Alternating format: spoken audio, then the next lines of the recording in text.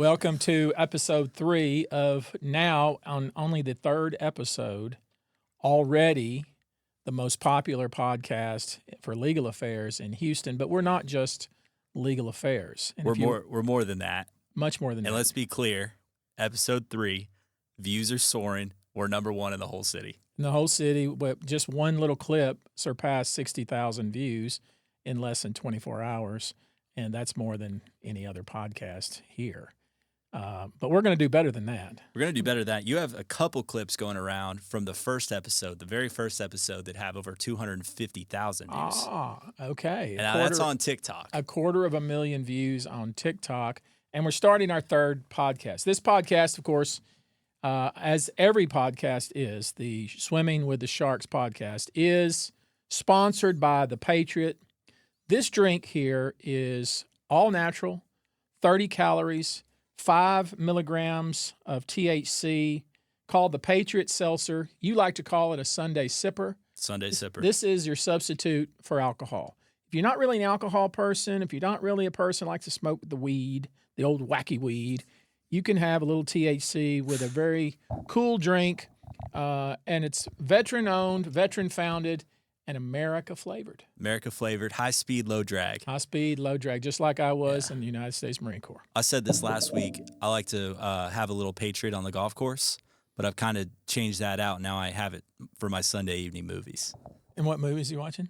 I'm kind of going on a Ryan Gosling run right now, so anything he's been in, it's on the list. Why am I not surprised? You strike me as a Ryan Gosling kind of guy. Huge Ryan Gosling. Number 1 podcast, legal podcast in the city of Houston, soon to be the number 1 podcast in all of Texas, legal or otherwise. And where can you watch the full thing? On YouTube. And you can tell us the link, and we'll put it down there. But what is the link? Yeah, you can click the link in the video right now or on Tony's post, and it'll take you to it. Okay.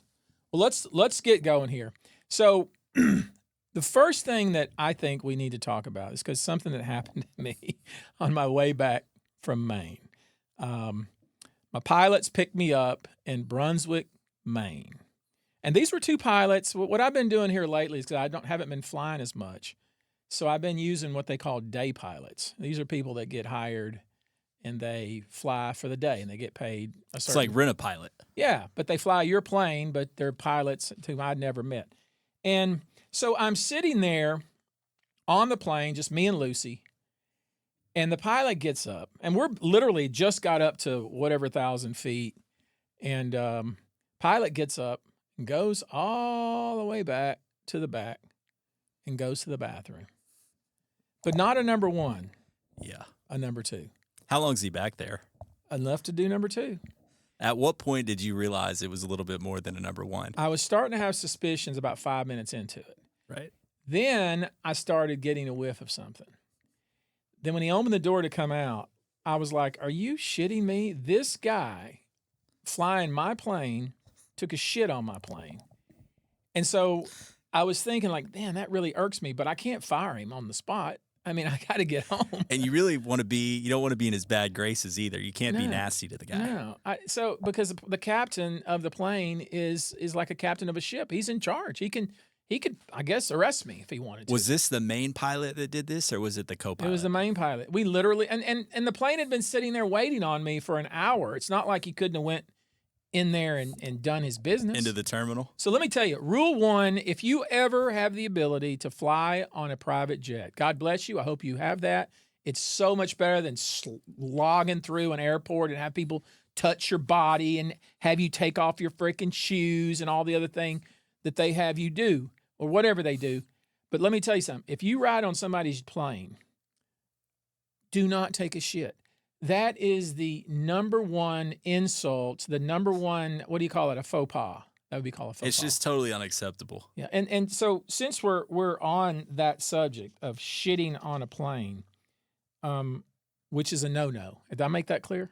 I don't even like to pee on your plane. I just feel like you shouldn't use the restroom at all on a guy's plane. My rule has always been, and my kids knew this growing up, when anywhere we would go, if we were flying private, they knew the rule. Especially the kids, that had their own cars, and anybody that flies with me knows this. When I show up and I walk on the plane, the door's closing and we're leaving. I don't wait for anybody. Number 2, you do not shit on the plane.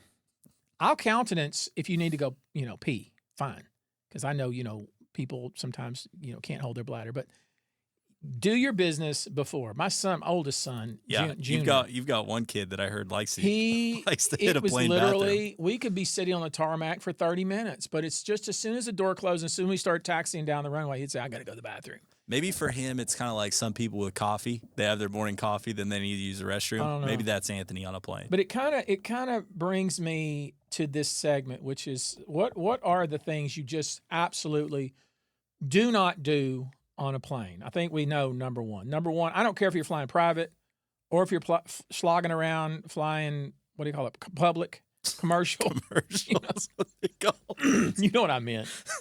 I don't care. Number one, you do not poop. Right. Poop is a no-go. I don't care if you I mean, have you ever flown international and you're flying near the front and then, but you happen to be situated somewhere near the bathroom and you got some person who's just waiting and you can just see the look in their eye. They're just like, oh, I can't wait. And you can hear the rumbling in their stomach. Are you kidding me? And you're like, oh my God, no. And you just hear it. They're just inside there, and they're in there, and they're in there, and then when the door opens, it's just like a blast of, I don't know. Anyway, rule number one: do not poop on the plane. Number two: do not take off your shoes. Nobody wants to see your nasty feet. I don't care if you're wearing socks or not. Keep your shoes on. Sometimes they give you like little socks and stuff. You want to put those on, fine, but hide your feet. I don't want to see your feet. Don't use your tray table. You don't need your tray table. What's wrong? How does someone using their tray table hurt you, though? I don't know. It doesn't really hurt me because I'm not going to be around them. But I'm just saying, don't use your tray table. Those are not really designed to be used. Don't kick the back of somebody's chair. Right. Do not do that. That right there will get your ass whipped. Don't play video on your phone without earphones. Nobody wants to hear your whatever. Nobody wants to hear you have your phone on speaker before you take off talking to your loved one saying, oh, nobody wants to hear that. Gotta have headphones. Nobody wants to hear that. Use your headphones. And look, don't bring your own food.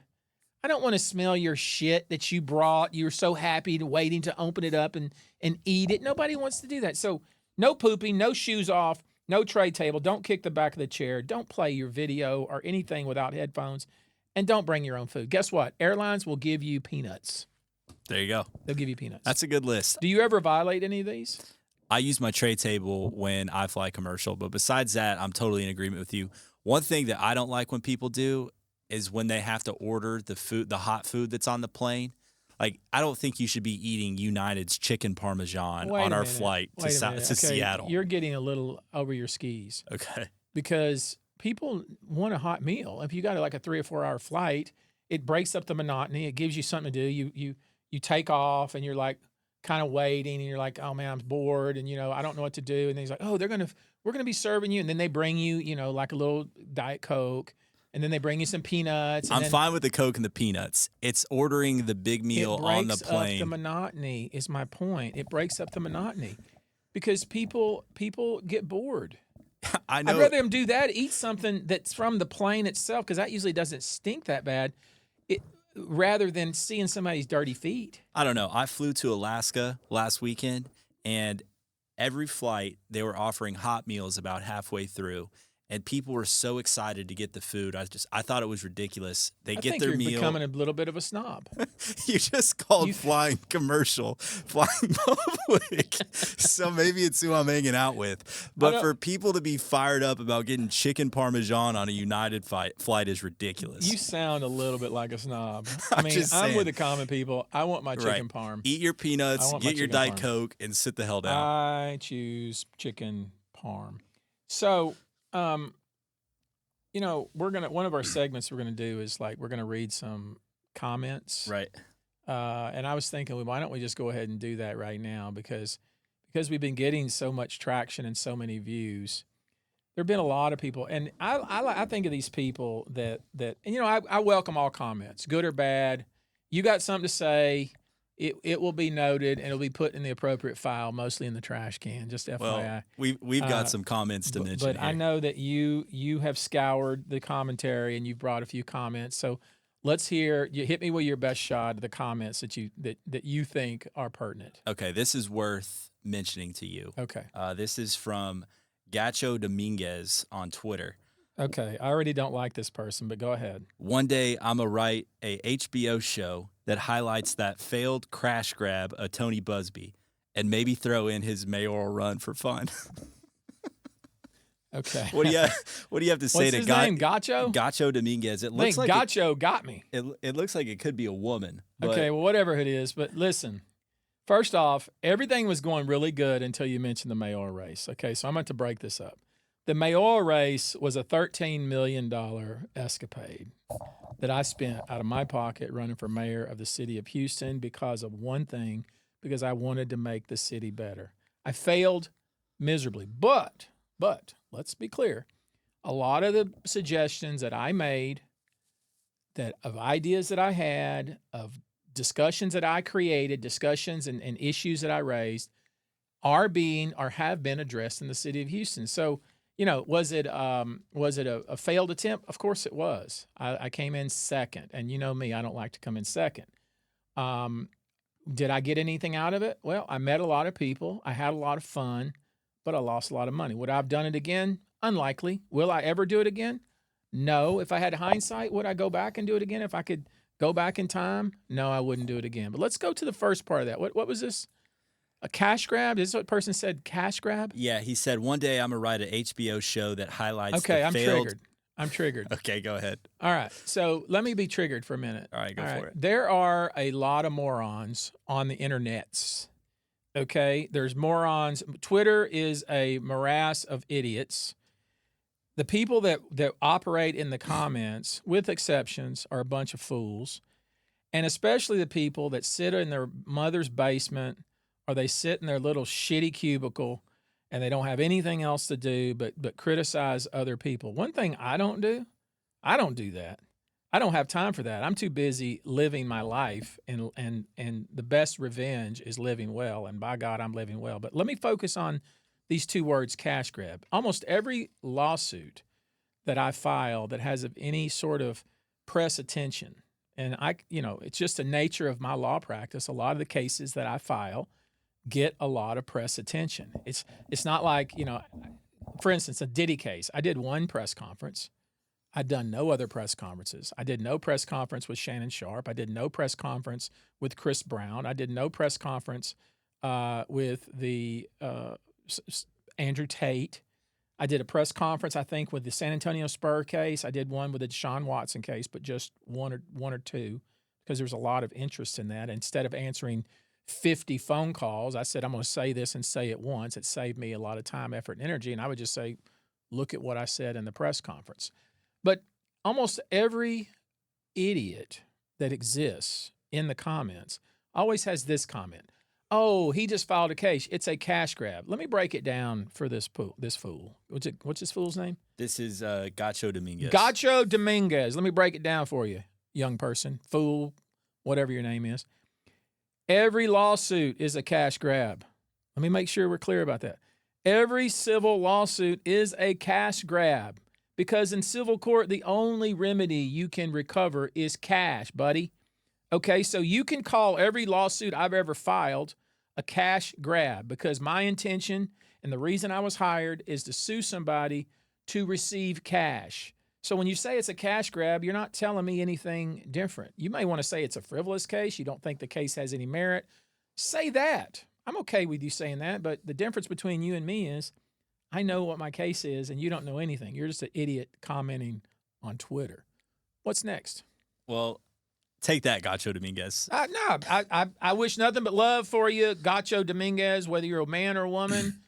I don't care if you're a man or woman, but what I do know for sure is you're a fool. Next. Okay, this is from a girl named Haley. Haley. And it was in response to your last clip about folks working so hard in the office. Okay. And she says, he needs to get out of the office and hire someone to fix his hair. Oh, Jesus Christ, Haley. that is hideous. Haley. Gosh, personal insults. I will tell you this. I hadn't had a haircut in over a year, so Haley's point may have been well taken. I did go and get where did I go, to Coma? Yeah, you went to Coma. I went to a lady named Lindsay at Coma. And did like a real salon day treatment. She did a salon. She did some stuff to my hair. I was there for like 2 hours. I'm not sure it made it any better. It could be, Haley, I just have crappy hair. You don't like my hair, but I do appreciate your feedback. And even though it was a personal insult, I got nothing but love for you. Okay. Well, that's it for the comments for this week. That's a good segment. Killing them with kindness, boss. I'm killing them with kindness. Look, I didn't mention, of course, we got the trusty sidekick here, Colby, and then we got the cultural current events guru, Robert, and we got Mitch over here to the left. Not really sure what role he's filling other than looking at my left ear. He's filling that big chair up pretty good. I want to talk about, we've been talking about success, Colby, and this is a continuing discussion on what is success, how do you be successful. Before we get into maybe the next point, because I spent a lot of time talking about hard work last time, and some people kind of took offense, like, oh, you're just indicting an entire generation, and you said they're lazy asses and they're get off their dead lazy ass and stuff. I'm just telling you my observation. That's the observation. Is there a lot of people who want really badly to be successful, but they're not willing to do what it takes to be successful. And so my only point was a little tough love. Hey, get off your ass, get to work. You're not going to get successful sitting on your fat, lazy ass at home playing Xbox. You're just not. Yeah. I mean, I hate to be the breaker of bad news, but that's the truth. And, but the caveat to that I want to talk a little bit about today is one of the things you're going to have to do as you reach for what you think success is first define that. Look at yourself, and I think Stephen Covey, when he wrote his book 7 Habits of Highly Effective People, I think chapter 2, if I'm not mistaken, said begin with the end. What is funny about that? That's so ridiculous. But maybe it is chapter 2, and I do know that you read the book. You read a lot of books. But I'm glad for All right, viewers, look it up. I guarantee you, 7 Habits of Highly Effective People, chapter 2, he talks about begin with the end in mind. Okay. So basically what he's suggesting to you is you first have to define what you think success is before you go off and try to get it, right? It's like you got to have a little X marks the spot before you start along the map of your life to get there. That's all I'm saying. And so for me, as I said last week, success changes over time. As a young person in my late 20s, what I considered success, I had goals back then of I want to be a millionaire by 35. Well, I made that well before 35. I want to do this. I want to do that. I want to do this. And then over time, you start to, as you grow and as you learn more about yourself, as you learn more about life, what's important, especially once you have a family, you realize that there's a lot more to life than just material possessions and having a lot of cash and being able to jet here and there. That's fun. Don't get me wrong. That's great. But that's not how I define success. Now I define success in a much different way. Being able to work with people I like, work for people I like, work on cases that I like, work and do the kind of work that I feel like I'm making an impact, not just making somebody a millionaire. That's kind of how I define success. So how do you get there? Well, we talked about hard work, no substitute, no shortcut. Another thing is you need to learn how to communicate, how to be persuasive, because you're going to be going through your life trying to get what you want. It might be Rob is in law school. He's going to be taking exams at some point. He's going to be trying to convince the professor that he deserves high scores. You, every day, you're doing all the things that you do on a daily basis, dealing with other professionals, dealing with clients, dealing with me, dealing with other people that might have some authority or some sway in your life.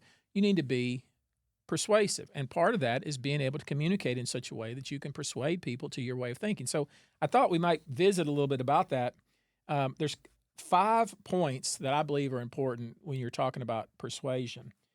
Reciprocity, basically meaning I'm going to give you a little bit, you give me a little bit. People are more willing to give you something if you've given them something, and sometimes they're willing to give you a lot more just when you give them something very small. That's the whole idea of giving samples out in the grocery store, just a very basic concept. Social proof, The reason that people like Sydney Sweeney and other people like her, Taylor Swift, other people who people know and people, like, people think are attractive, whatnot. They wear jeans, and other young women want to wear those jeans. That's well, she wears them. I should wear them. I know you follow that because almost everything I wear, do, and see, I find you doing it too. Yeah, Tony likes to think that I copy everything he does, and I'm not going to say you are Exhibit A on the concept of social proof. Okay. You are Exhibit A, meaning I see. Let's say somebody I hold in high esteem. Trying to think of somebody. Who's somebody you hold in high esteem? Somebody I hold in high esteem. Yeah. Scott Disick. I do like Scott Disick. Okay, Scott Disick. Okay, so if you see Scott Disick wearing a pair of tennis shoes that he likes, 10 out of 10 shot I have them. then you're going to get them. Right. That's the concept. Yeah. But you think about that. That's, of course, from a marketing point of view. It also works just from a persuasion point of view, communication point of view. For sure. Another idea, of course, is likability. You are who you are. You can't be somebody that you're not. But people tend to gravitate to and like people, warts and all, who are authentic. And being authentic leads typically to somebody liking you. I think a lot of times the reason people may be more standoffish to other folks is when they're not really understanding where they're coming from, and they feel there's some incongruence there in what they're doing and saying versus the feeling they're getting. Right. So if you want to be likable, if you want people to like you, that's not to say everyone's going to like you. I mean, I'm living proof of that, right? But the people that do like me a whole lot. And the people that don't like me dislike me a whole lot. And I think the reason for that is because I'm a fairly authentic person. I mean, I am what I am, and I don't make any bones about it, and I'm pretty comfortable in my own skin. I think that over time, the older you get, the more you do some soul searching to figure out who it is inside this skin that you're carrying around. I think you'll become more and more likable, and then more better at persuasion, more better at communication. That's why a lot of times as a young lawyer, I always felt I was at kind of a disadvantage with old lawyers. The older gray-haired lawyer who had more of a, an avuncular kind of grandfatherish, because, we tend to respect people who are older. They tend to be less care less about what other people think of them the older they get, because they become more and more authentic and more and more set in what their beliefs, and they're more authentic. And I think we tend to like them more. Yeah. Make sense? Yeah. A good example for you is the other day when we were in the office and a client came to visit us, because I've seen you hang around with like all kinds of people that are very wealthy, people that have high positions, and then also like some of our clients who are different and they're not that. Yeah. And you just were totally yourself with the client, and I can see that he knows that that's who you really are, and it makes him trust you and really like you, like right off the bat. I appreciate that, but I just don't bother trying to be somebody I'm not. Right. I just don't bother. And I would suggest you not that. I think the problem that young people have is they don't know who they are. But I think I could see the client noticing that, like, oh, hey, this is who Tony is. Yeah, a lot of people, like in the trial advocacy world, right, and the people that write these books and the people that are supposed to be the experts on persuasion and the experts on convincing juries to do what you want, to win your case. Mm-hmm. They always say, well, don't drive a fancy car, don't wear a fancy watch, don't wear a Rolex Daytona Rainbow.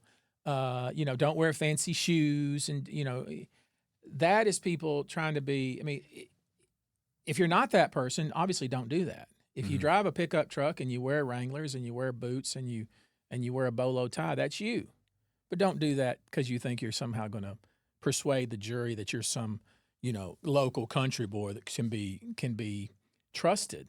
Just like I don't like go in and take off my watch and change clothes and I don't have a trial suit to be somebody that I'm not. Or a trial car. I am who I am. I'm not going to, all they do, even the judge is going to tell the potential jurors, don't Google the clients and don't Google the lawyers. Guess what they do on the break? Google the clients and the lawyers. Exactly. They're going to do it. So don't try to pretend you're somebody you're not. Focus on being who you are and the best version of who you are, and that's your best chance of people liking you. Right. And here's another thing, and this is something that we talk about in great depth in my book. If your happiness depends upon other people liking you, you're forever going to be unhappy.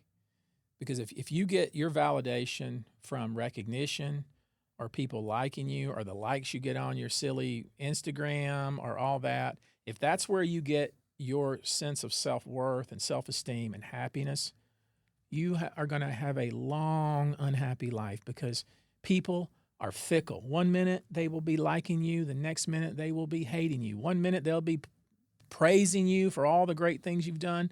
Literally within 20 minutes, they'll be criticizing you and saying that you should be hung from the highest tree. So if you need to really focus on trying to be who you are, authentically be who you are, and find your happiness, not really even happiness, but your peace and tranquility inside, because that's where it lies. Authority. Authority, when we're talking about persuasion and communication, we're talking about, look, I know what I'm talking about. It's not trying to be more than you are. It's like, here's my personal experience. Here's what I know. Here are the things that I know. It's basically knowing your trade, knowing what you're talking about. Yeah, it's giving off a level of confidence. A level of confidence based upon some sort of data-driven experience that you have, not just because you're really good at pretending to be confident. Yeah, it's not necessarily like when you say authority, it's not bullying somebody or yelling at them or being stern and saying this is how it is. I look at you as an authority on, some good restaurants in town, and sometimes you dress a little bit hip. There we go. So I may say, hey, Colby, what's the new cool restaurant in town? I want to try something new. You would be an authority of that.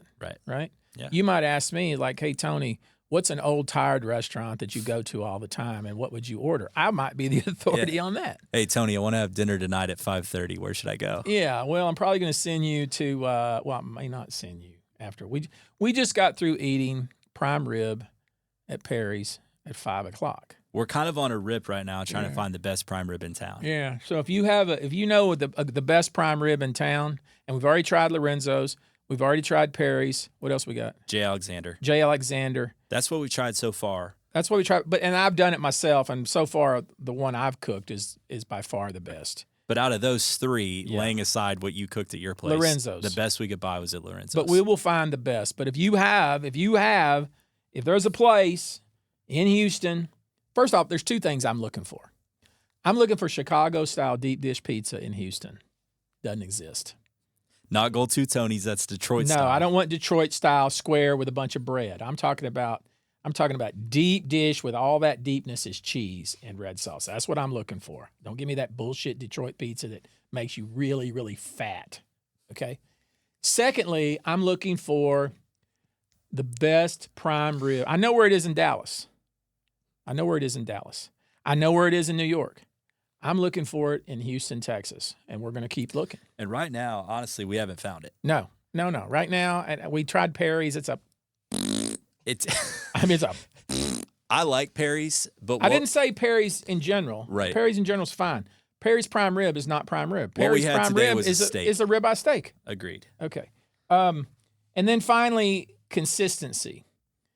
If you want to be somebody who's a good communicator and people are persuaded by it, you have to be consistent. You can't tell me something. I'm very particular about this. Right. If you tell me something that's wrong, that's why you're very hesitant to tell me things. Yeah, because I've learned. Explain. Well, a lot of times you'll ask me a question, and I don't do it anymore, but I used to say, I think this. I don't care what you think. And you go, you think? So when you say something to you, you need to be precise and accurate. And I'm going to suggest to you that you need to be that way with everyone. Right. I'm going to suggest that you need to be that way with everyone. I'm going to suggest that if you want to be somebody who's counted upon in your business, somebody that in your organization is looked to as somebody that can be trusted, somebody that can always be depended upon, somebody that whatever you say, you can take it to the bank, you need to be careful about what you say. Mm-hmm. You need to not pop off before you know. I wouldn't even say, I think. I would say, I'll check on that and get you an answer, and then I would make sure within 24 hours I have the answer. But what the worst thing you can do is tell me what the answer is and it be wrong. And then I find out it's wrong. And guess what? The next time I ask you something, I'm already in the back of my mind going to be thinking, he may not know what he's talking about. So I'm going to check very carefully. And if I find out you screwed up twice, you told me the wrong thing twice, guess what? I'm not going to ask you something the third time. The third time, I'm going to ask somebody else because you are no good to me anymore. Right. Does that make sense? No, that makes sense. And that's why I think for our trials, it's like everything we do is pretty high pressure because we're feeding you all this information. Because Right. you have to be the guy up there. How many times have I stood in front of a jury or a judge or a group of judges and I'm relying on information that was whispered in my ear or told to me, and as it's coming out of my mouth, I even realize that it's wrong. How happy am I at that point in time? That's not good when that happens. No, that's not a good thing. No. But I can't drop everything right then and kick and scream and get mad. Not that I would ever do that. But I'm very particular, and you should be very particular about what you tell people, especially in a professional context, to make sure that you are right. And that might mean spend a little extra time to be right. Yeah. And Be that person in your organization that people go to that has the answers. Guess what? Now you have made yourself irreplaceable. Right. And that's actually a teaching point that we had at our firm this week. One of the older lawyers told one of the younger lawyers, like, hey, man, you're sending this stuff to Tony. It's got problems. Just instead of sending it to him, like, right off the bat to say you did it, like, spend 2 or 3 more hours on it and make sure it's right and send it to him because he doesn't want to jack with all this stuff. You have a reputation not only in the general community, not only in your family, not only in your professional life, but within the little circle of people you deal with. Oh, for sure. And it's the same concept as your reputation across town. Your reputation amongst your little peer group is super important. And when your peer group gets to where they don't think they can trust you anymore, the things that you do or say can't be counted upon, then nobody will ask you anymore. And guess what? At that point, you've become irrelevant. Yeah, and especially like using our firm as an example, because we're kind of a tight-knit group. Like once you lose the support of the people that you're working with, you've got a really, really hard uphill battle. People will shore you up if you're struggling. But what they won't do is if you are consistently wrong on things, they can't make you right. Right. You have to have the effort. You have to have the wherewithal and the desire to be right. Yeah. So I wanna switch gears here. I heard about. I'm gonna turn this over to the cultural guru, sometimes known as the czar of tech, Robert Buzbee, who is gonna bring us up to speed on a current event that's occurring. Literally, we've had how many calls on this already? In the past 3 days, we've had 6 calls to the law firm trying to see if they can do something about this app, which I would suggest is ruining people's lives. All right, Robert, what app are we talking about? Boss, we're talking about the T app. The T app. I'm not sure if you're familiar with the T app. The T app it's similar to, I don't know if you'd say Tinder in a way, but guys, there's profiles. A girl sets up a profile using facial recognition to make sure you're a girl. But the girl gets to be anonymous. The girl Let's is be totally clear. anonymous. And different guys, girls will swipe through, and you can either red flag a guy or you can green flag a guy. And I'm guessing this is based on previous experiences with these guys. But the point is, guys are just getting thrown through the ringer. They're getting thrown through the Anonymously. ringer. And I would suggest that most of the stuff that's being said about this guy is probably coming from a girl that they no longer wanted to be with. Okay, so one way that we're able to figure out what's going on in the city of Houston and in the state of Texas is we get calls on certain things that are happening. What you're suggesting, All sorts of things that are kinds of happening, things. for better or for worse. So we've gotten 6 calls in the last couple of days on this app that Robert was describing called T for Women. Yeah, I think it's just called the T. The T. Yeah, I think it's And you just have T. to be a woman to join the app. You have to show ID, like you got to scan your ID on the photo. Somebody checks it, and then you got to do a facial recognition so you can get access to see. And then you any can of the just data. rip on guys. Yeah, you can rip on guy. Here's what would Who's happen. making sure that what you're saying on the app is true?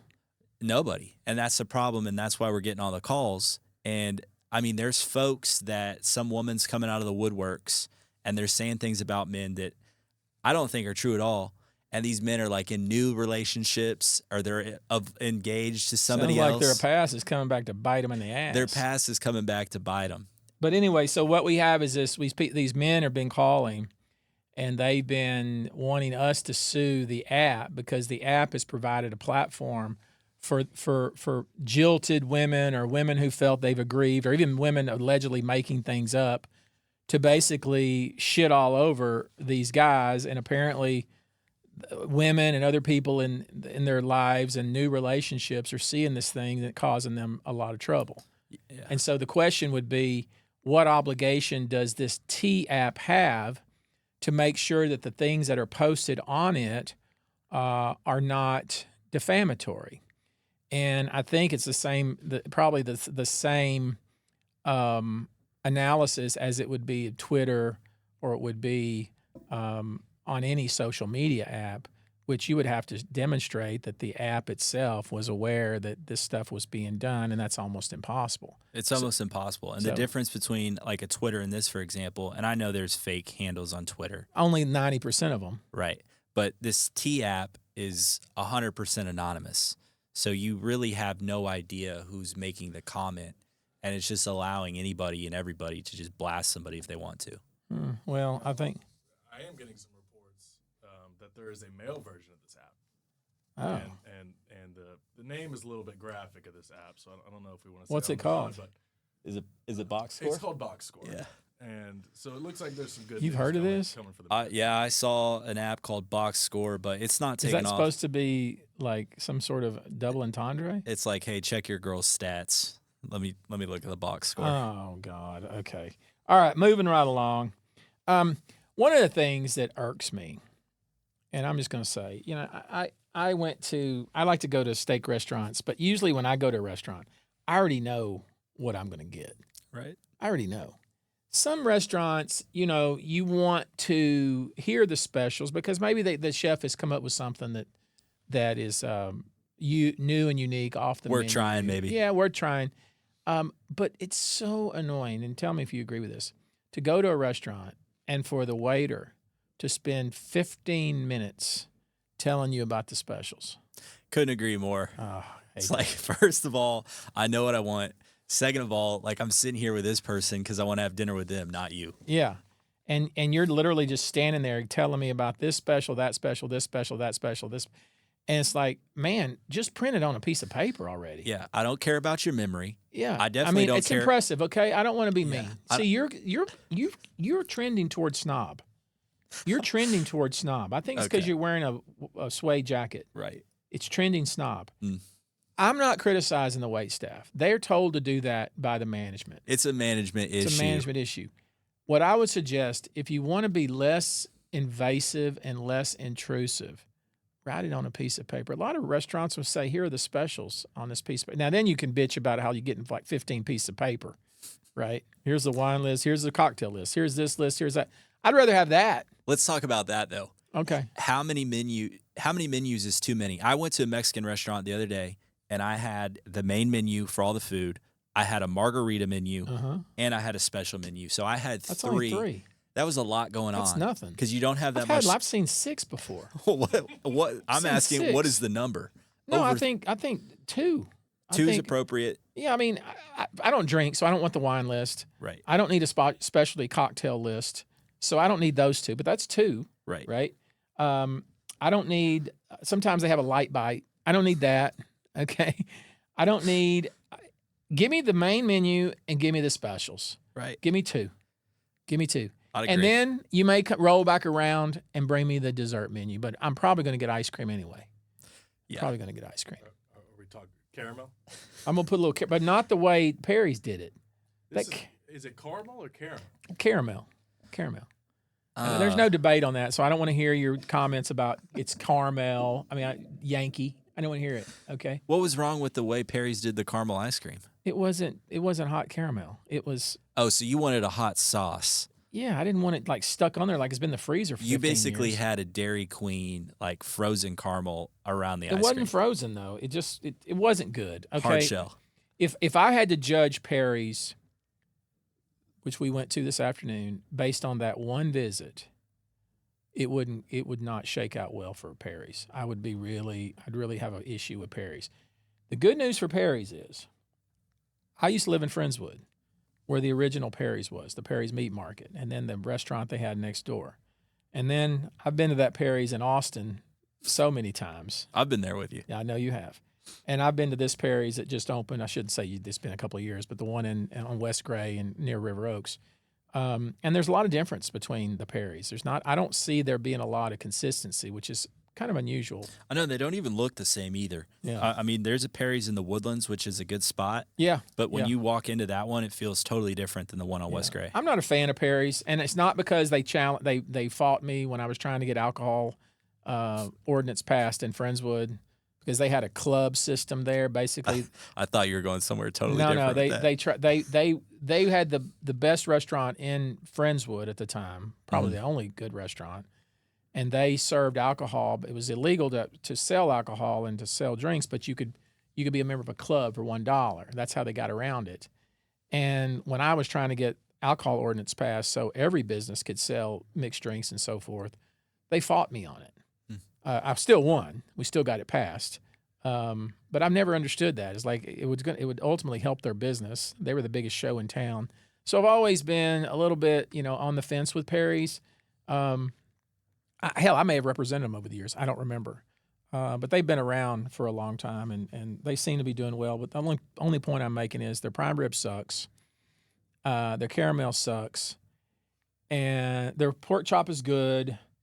Their steak is generally okay. It's probably going to be your wild card. Yeah, well, tell me this, because you're somebody that cooks a lot and knows what's going on. With prime rib, it came out on a cast iron skillet. No, that's not prime rib. That's a steak. You wouldn't want your prime rib. No, on what a I cast iron want, skillet. what I want is you cook the whole prime rib. Right. It's a roast basically. It's the roast of basically the ribeye, right? You typically with a bone in, right?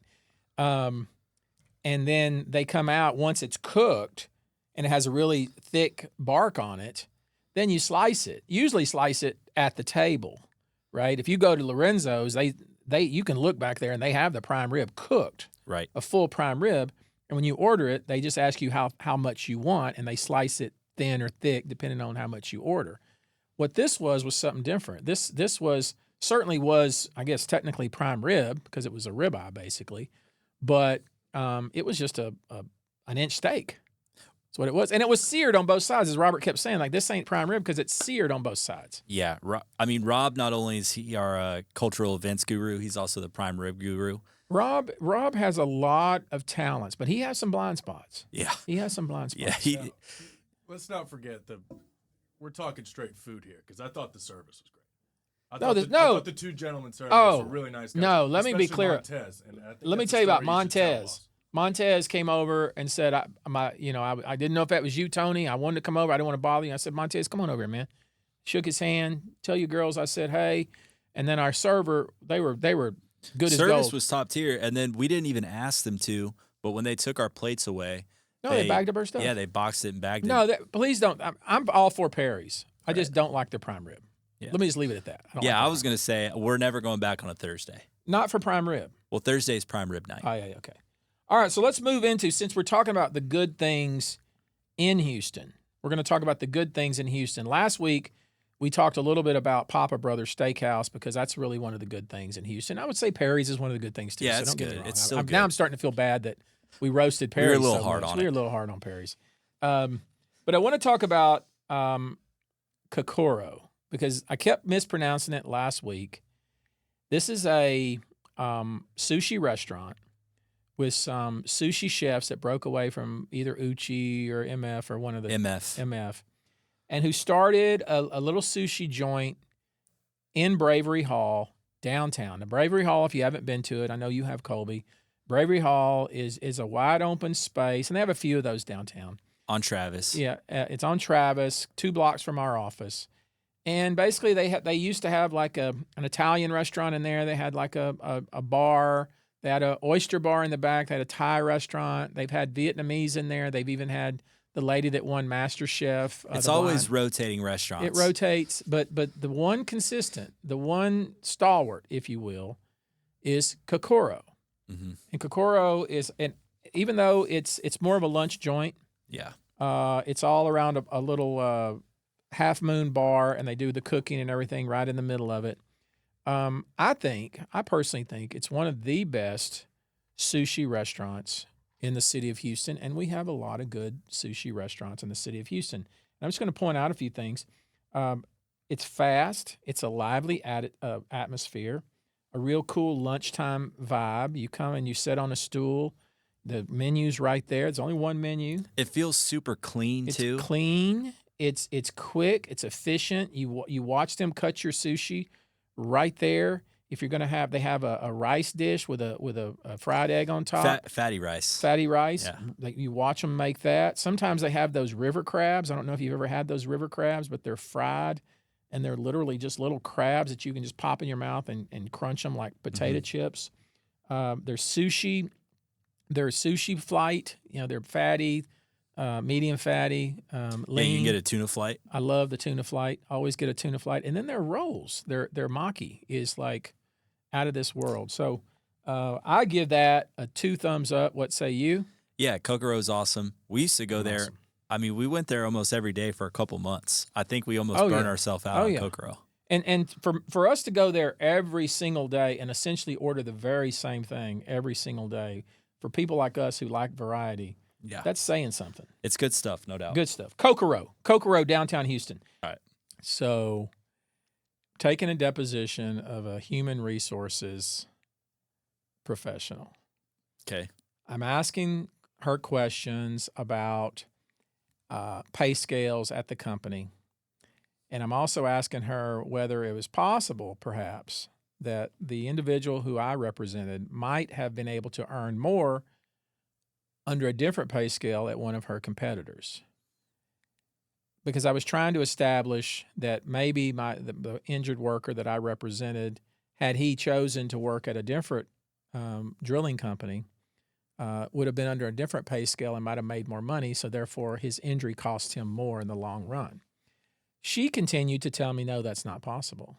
That's not possible. So I finally said, how do you know?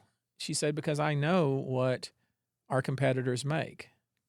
Then I'm like, okay, how do you know that? Right. And she said, because we exchange wage lists. And then I said, okay, how do you do that? How does that happen? She said, well, every quarter, every 3 months, I have the wages that we pay everyone from roustabout, the bottom man on the totem pole, all the way up to rig superintendent on every drilling rig. And I provide it to our competitors, and they do the same to me. Next question, why? Why will you do that? Well, because I don't want to hire somebody and train them, and then one of our competitors offers $1.50 more an hour, and they leave us to go get more money. So I listened to that, and I went home, and at the time, I was officing. I had one legal assistant, one receptionist, and me. Did you have your own firm at this time? I had my own firm in a strip center. But I knew I had a tiger by the tail. I was smart enough to see that there's opportunity here. I was smart enough to know that something is amiss. This ain't right. So I started doing my research. At the time, I had a child who was probably 6 and a child who was about 4. I had a mortgage on my home, and I had a $100,000 line of credit. And if you check my net worth at the time, it would absolutely be negative. Right. Okay. But I decided that was a antitrust violation. So I, with that same client, filed suit against the entire offshore drilling industry.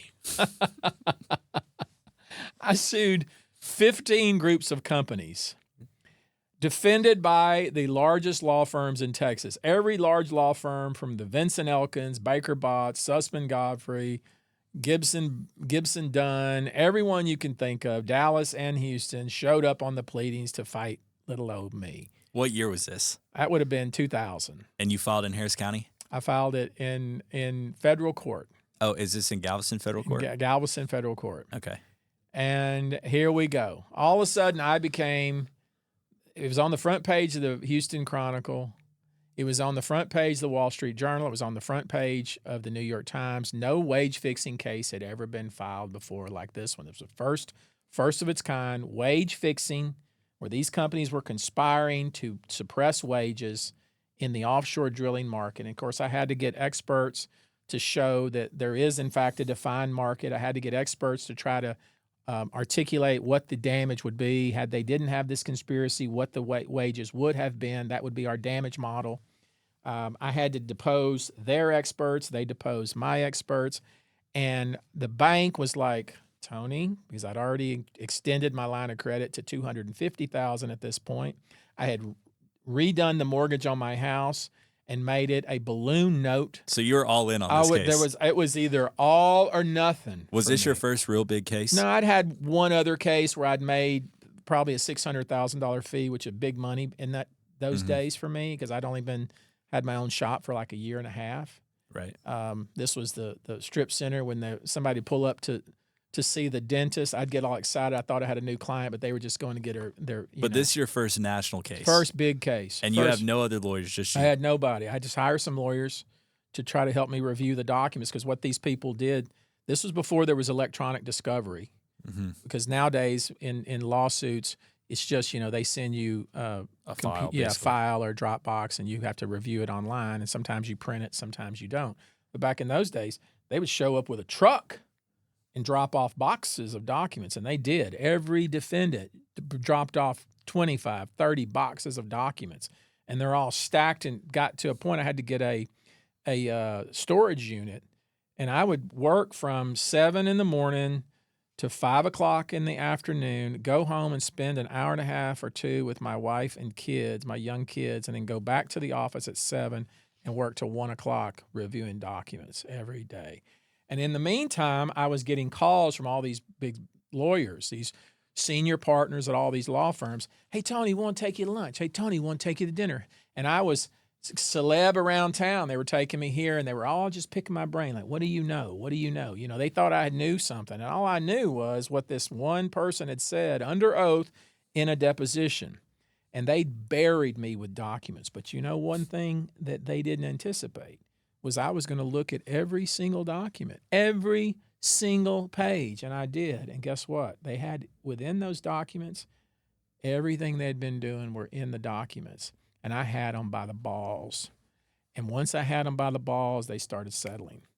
$9 million, $10 million, $11 million, $12 million. Each one that settled offered more money. Higher than the last. More money. And at some point, I had a pot of $75 million and settled the case.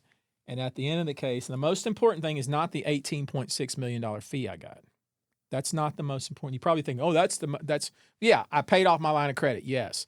I paid off my house. Yes. I put money in the bank. Yes. I took money and put it back into my business, for sure. That's not the most important thing. The most important thing that came out of that case, it's called Verdun, is that practice was ended. That was a common practice in the offshore drilling industry for more than 25 years, because it didn't matter if you went to work at Falcon, Rowan, Diamond, and every now and then one of them would cheat a little bit. Mm-hmm. Yeah, even though they had this agreement, one of them would cheat. So there'd be a little bit of variability, but it wouldn't be much. There wouldn't be much. And so that's the segment that we call I Remember a Case. That's a good case. It was a great case. All right, so let's switch gears. I know you want to ask a practice pointer question. I'm ready to answer it if you want to ask it. Yeah. If you could help explain how lawyers collect legal fees. Okay. Lawyers and how lawyers get paid. It's really two different ways, essentially. One way is the way you're typically going to pay your divorce lawyer, your probate lawyer, your family lawyer, those types of lawyers that write up a contract for you. Criminal lawyer, you're typically going to pay them on an hourly basis. Now, some of them might charge you a flat fee. Like if you get a DUI, a lawyer may charge you $2,500 or $5,000 or $10,000 or whatever it might be to defend you, to take you through the entire case, and may say, this will get you, if I can get you a dismissal, but if if, we actually have a trial, I'm going to need X amount more. So, but typically it's hourly. And most hourly lawyers, I think the average hourly fee is about $300 an hour. Do you have an hourly fee? I do have an hourly fee. My hourly fee is $22.50 an hour. Okay. So $2,250 an hour. That should tell you that I'm really not looking to do hourly work, but if you want to hire me to do an hourly case, and if it's a case that I'm interested in, I will charge you $2,250 an hour to work on your case. I typically, when people want to hire me hourly, I typically turn them down. But every so often, I represented the governor of Texas. He paid me hourly. I represented Ken Paxton, the attorney general. He paid me hourly. I'm doing a few other hourly cases right now, but I'm really not in the business in any interest of working hourly. But there's tons of hourly workers, hourly lawyers that keep their time and get paid hourly. And a lot of people think that lawyers only get paid hourly because a lot, like in the movies and TV shows, most of the time when there's a lawyer, you hear about his hourly fee. You're typically looking at a flat fee, which is if you get a drug charge or DUI or something like that, or if you're doing just the run of the mill legal work, family work, probate work, you're going to pay somebody hourly. Somebody like me at high stakes commercial litigation, business against business. If I'm defending a case, I'm going to charge you $2,250 an hour, but that's obviously a lot higher than the normal. The normal, I think the average is somewhere between $300 to $400 an hour. That's one way. The second way is the contingency, and I think a lot of people hear about what is a contingency. Well, basically, if you hire me to sue the guru over there, he did something to you. Yeah, the guru ran me down. The guru ran you down the parking lot. And let's say he has the money, he's good for it, and you sue him for $1 million. If I get you $1 million, I'm going to take 40% of it. So you're going to get $600,000. I'm going to get $400,000. That's basically how it works. Now, there's a few caveats to that. One is sometimes that percentage is a little bit lower before you actually file the case. So maybe you'll hire me and say, I want you to send the guru over there a letter, a demand letter, and see if you can resolve my case without having to file it in court. I'll send him a letter. He'll respond. We'll sit down. And maybe for that, the lawyer will charge you somewhere between 25% and a third. And the theory on that would be, hey, from the lawyer's perspective, I don't have to file a lawsuit. Right. I'm not going to do discovery, Correct. not take depo. So charge a little bit less. So you charge a little bit less. But the standard contingency fee is 40%. And that means if you get $100 million, if I get $100 million settlement, the lawyer gets $40 million. And once you've been in the 40% range for a long time, you can pretty much throw out any number, and I can tell you what the fee is going to be. If it's right. $1 million, it's $400,000. If it's $2 million, it's $800,000. If it's 2.5 million, I'm going to get $1 million. I know what the percentages are. Now you got to remember the fee comes out, and there may be some expenses. There may be some expert fees. There may be some administrative fees. Medical that sort of fees sometimes. Medical, that comes out typically out of the client's share. Mm-hmm. So when you hire a lawyer, when they say, there's no cost for the consultation, there's no, it costs nothing unless we win your case. Well, that's the same for every lawyer that does contingency work in Texas. They're not doing anything any different than any lawyer there is. So be careful who you hire, because one lawyer gets you $1 million on the very same case. Another lawyer gets you 25. Right. And so, you got to be careful who you hire. And I think I've noticed, you said 40% is the typical rate. And at a law firm like yours, you would rather pay the 40% versus some other smaller guy that you've never heard of that gets the client by saying, hey, well, I'll only charge you 35%. Yeah, I see it all the time. It's like, a potential client calls the firm and they say, I have this case. I was injured at the plants, or my mother was burned, or my father was killed. And I say, well, my standard fee is 40%. And they say, well, this guy who showed up at my house, he's willing to do it for 30%. Right. You're comparing apples to oranges. 30% of $1 million is $300,000, right? Meaning the client would make $700K. The client would get $700K. I'm gonna take the same case and get you $10 million. And the lawyer will get, or the client would get $6 million. $6 million. That's So the just pay difference. your 40%. Hey, get the best lawyer. Don't. If you're making a decision based on what their percentages is, you're thinking the wrong way. You're already behind. You're already losing, because if you're going for the lowest common denominator, the person that charges the least, you're going to get the shittiest work. I promise you. You get the guy, as long as they're not charging you 45, 60, 50, whatever percent. If it's 40%, look for the best lawyer. Look for the best lawyer. And let me just tell you, I think another thing we probably should talk about are billboard lawyers. Yeah, I was going to say, looking for the best lawyer. On our way here from Perry's to shoot this podcast right now, we saw 45 South was lined with billboards, and most of them were lawyers. I think most people, when they say, oh, that person has a billboard, they must be good because those are expensive. Mm-hmm. It's expensive to get billboards. They must be really good lawyers to afford billboards. What people don't realize is most of those people that have billboards on the freeway, they got loans to pay for the billboards. All right, so they have no incentive to maximize your case. You're a number. They need to keep the cases moving so they can have cash flow to pay for their loans that they took out to pay for their billboards. And I don't know any of those billboard lawyers, because in the legal world, nobody knows who they are, because you don't see those people in court. Those are not people that try cases. Those are not people that know how to try cases. Those are not people that know how to properly handle a case. And to be honest, and with no disrespect meant to them, they're not lawyers that the insurance industry and the corporate world takes seriously. They're kind of a joke. Okay, let's be honest. Billboard lawyers, for the most part, are jokes. And they're not getting these, national big-time litigation cases that somebody like you would get. No, and it's like I saw one billboard lawyer had put on his billboard that he settled a case for $18 million. Now, that appears to be a lot of money. That's a lot of money. But my thought about that is he probably settled a case for $18 million that should have been settled for somewhere near $100 million. Right. That's the difference.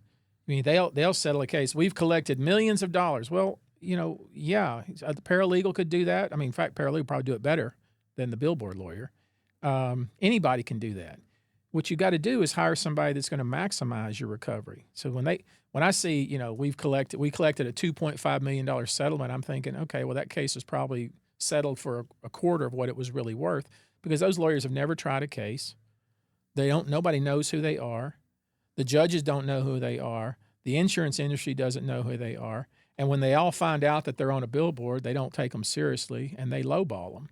And there ain't nothing the billboard lawyers can do about it, because they don't know how to try a case and they don't know how to handle a case. The only thing they're good at is putting their faces on avocados on billboards. Marketing guys, And you not know trial what? guys. And I welcome those guys to send. They'll make more money sending the case to me, and I'll pay them a referral, than they'll ever make for the client. And the truth is, the client would do a lot better if they would just sign the cases and send them to somebody like me, and there's other people like me, and the billboard lawyers would make more money. Right. Everybody wins. Everybody would win, because I'll get 2 to 3 to sometimes 10 times more than they will on the exact same case.